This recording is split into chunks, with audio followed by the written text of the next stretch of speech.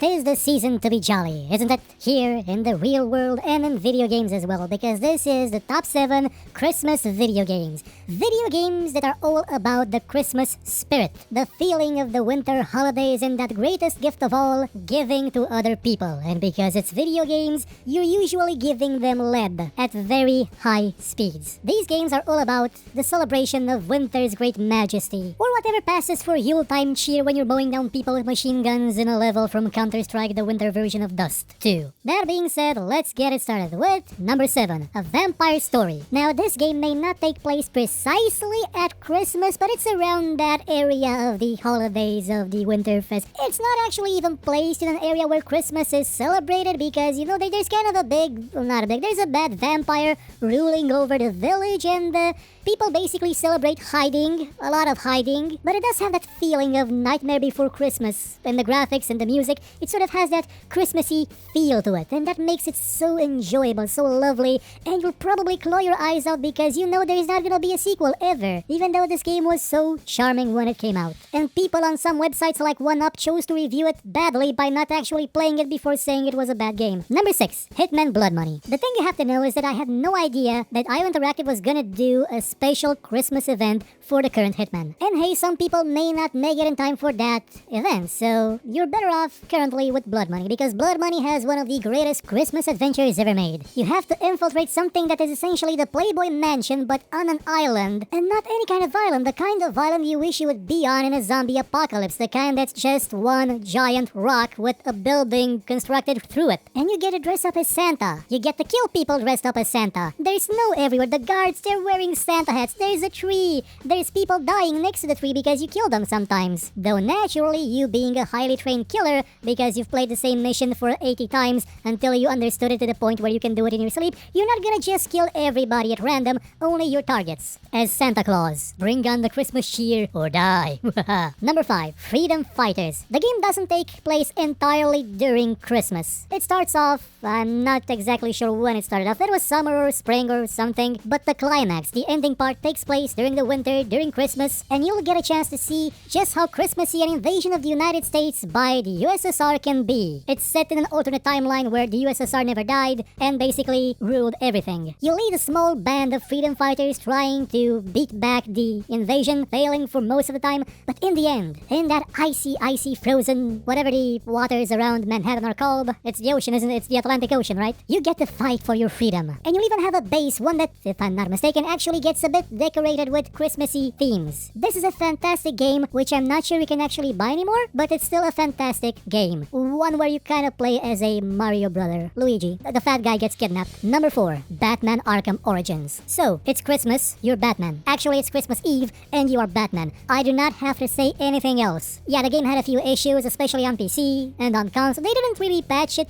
fully, if I remember right, but still, Batman Christmas Eve. What else do you want? This is the most Christmassy thing you can have that's not Die Hard, which is also a Christmas movie, the greatest Christmas movie. Can't remember if the games were also Christmas themed, they probably were, but honestly, does anyone remember the Die Hard games now? They were getting a bit long in the tooth when I got a PC, one that could run games and had a mouse and didn't require me programming the operating system or translating it from Russian. Number 3, Ski Free. If you're an old fuck, you know exactly what this game is. It is the thing that was on every computer ever made, in every school, in every office. This was Solitaire that actually had gameplay. This was Minesweeper Action Edition. This was a game where you ran around a slope with skis on and tried your best to not be eaten by an abominable snowman. And for the most part, you failed. The tension, the horror, the terror, the exhilaration, the occasional burning bush you would create by accidentally jumping in front of one and setting it on fire with your head. It's a free game, you can still find it on the internet, go get it, go play it. Number 2, The Division. Now, personally, I do not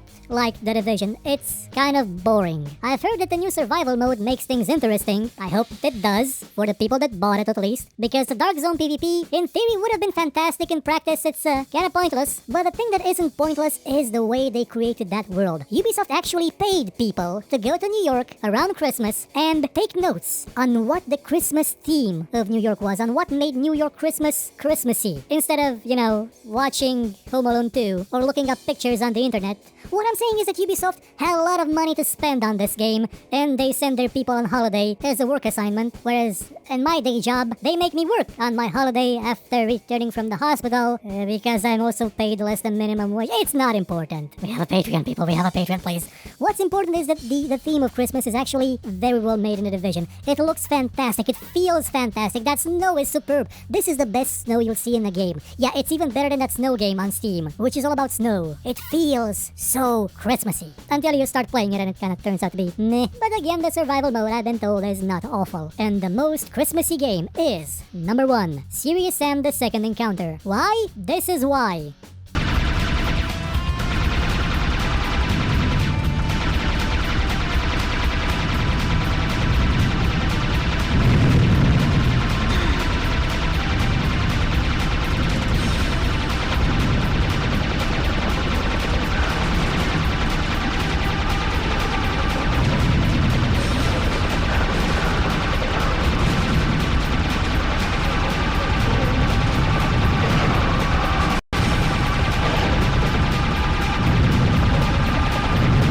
No other explanation needed. This is the most Christmassy thing you'll ever see, unless you, I don't know, run into a game about Santa Claus shooting his own elves with an Uzi. Which, by the way, actually happened in another most Christmassy game ever, Sam & Max Season 2 Ice Station Santa. So it's a tie between Serious Sam and Sam & Max Season 2 Ice Station Santa. Go play them both and feel that Christmas cheer in your bones, or let someone else feel them in their bones when you break them. It's Batman. Happy holidays to one and all.